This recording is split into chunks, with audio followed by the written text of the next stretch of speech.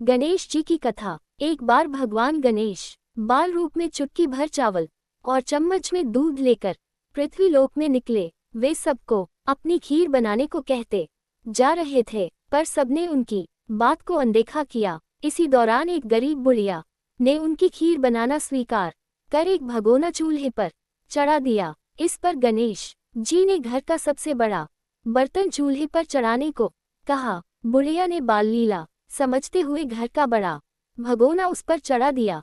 कुछ देर में ही एक चमत्कार हुआ। गणेश जी के दिए चावल और दूध बढ़ गए और पूरा भगोना उससे भर गया। इसी बीच गणेश जी नहाने के बाद खीर खाने की बात कहते हुए वहां से चले गए। पीछे से बुढ़िया के पोते पोती आए तो भूख लगने पर बुढ़िया ने उन्हें वह खीर खिला दी। खीर बनते देख रही पड़ोसन को भी बुढ़िया ने कटोरा भरकर खीर दे दी।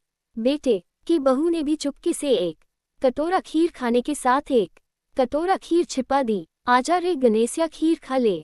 इसके बाद भूख लगी तो बुढ़िया ने भी खाने के लिए खीर हाथ में ले ली और बोली, आजा रे गणेशिया खीर खा ले। तभी गणेश जी वहां पहुंच गए और बोले कि मैंने तो खीर पहले ही खा ली। जब बुढ़िया ने पूछा कि कब खाई तो वे बोले कि जब तेरे पोते पोती पड़ोसन व बहू ने खाई तभी मेरा पेट भर गया।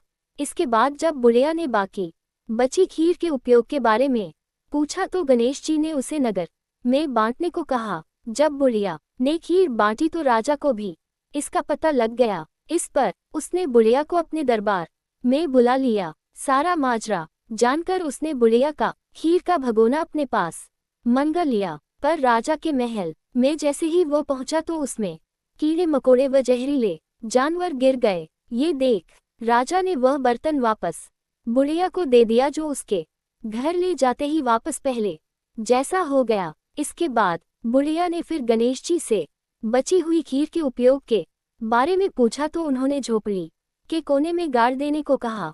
ऐसा कर बुढ़िया रात को सो गई और गणेश जी उसकी झोपड़ी को लात मारते हुए अंतर्ध्यान हो गए। अगले दिन जब बुढ़िया उठी तो उसे अपनी झोपड़ी महल में बदली हुई और खीर के बर्तन सोने जवाहरातों से भरे मिले। गणेश जी की कृपा जानकर बुढ़िया काफी प्रसन्न हो गई। कथा के बाद की कामना।